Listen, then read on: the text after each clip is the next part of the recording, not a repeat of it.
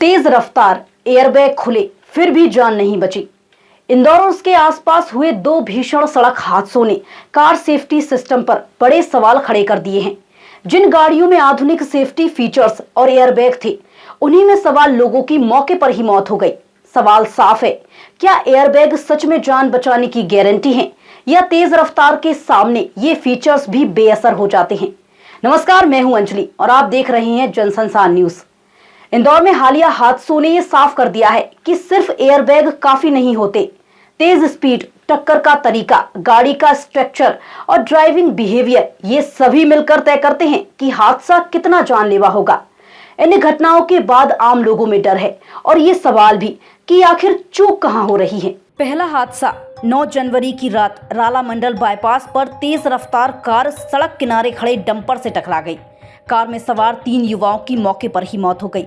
मृतकों में पूर्व गृह मंत्री बाला बच्चन की बेटी प्रेरणा बच्चन, कांग्रेस प्रवक्ता आनंद कासलीवाल के बेटे प्रखर कासलीवाल और उनके साथी मान संधू शामिल थे। प्रत्यक्षदर्शियों के मुताबिक कार की रफ्तार 130 से 140 किलोमीटर प्रति घंटा थी और ड्राइवर नशे में था। टक्कर के बाद कार के सभी 6 एयरबैग खुल गए, लेकिन तीनों की जान नहीं बच सकी। दूसरा हादसा 17 जनवरी को तड़के इंदौर देवास बाईपास पर तेज रफ्तार कार आगे चल रहे ट्रक से पीछे से जा घुसी। हादसे में कार सवार ट्रांसपोर्टर विक्रम सिंह राणा की मौके पर ही मौत हो गई। कार के 2 फ्रंट एयरबैग खुले थे, लेकिन टक्कर इतनी तेज थी कि सिर और गर्दन गंभीर रूप से क्षतिग्रस्त हो गए। पुलिस के मुताबिक कार की स्पीड 100 किलोमीटर प्रति घंटा से ज्यादा थी और शव को बाहर निकालने के लिए गाड़ी का अगला हिस्सा काटना पड़ा। Automobile safety expert Sanjay Bagaria बताते हैं कि एयरबैग कोई फुल प्रूफ सिस्टम नहीं है। अगर स्पीड बहुत ज्यादा है तो टक्कर के वक्त शरीर पर पड़ने वाला फोर्स एयरबैग की क्षमता से कहीं अधिक हो जाता है। ऐसे में एयरबैग खोलने के बावजूद जान बचा पाना मुश्किल हो जाता है। कुछ केसेस में ऐसा होता है, एक्सीडेंट अगर थोड़ा कम हो या स्पीड थोड़ी कम हो तो उस संभावना में हो सकता है कि एयरबैग से आप बच जाए। लेकिन अगर स्पीड ज़्यादा हो, मतलब आप ये मान के चलिए कि 40 से प्लस भी अगर स्पीड है, तो किसी किसी केस में गाड़ी का अगर स्ट्रक्चर बहुत कमज़ोर होता है तो एयरबैग उनको बचा नहीं पाते। एक्चुअल में जो एयरबैग देखा जाए तो केवल एक सेफ्टी नॉर्म्स के हिसाब से। एक्सपर्ट्स का कहना है कि गाड़ी का स्ट्रक्चर कमजोर हो तो एयरबैग भी बेअसर हो जाते हैं।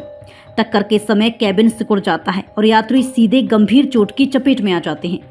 महंगाई और लागत कम करने के दबाव में कई कंपनियां स्ट्रक्चर में कॉस्ट कटिंग करती हैं। मजबूत बॉडी और हाई क्वालिटी एयरबैग से गाड़ी महंगी हो जाती है, जिससे मिडिल क्लास खरीदार लेने से कतराता है।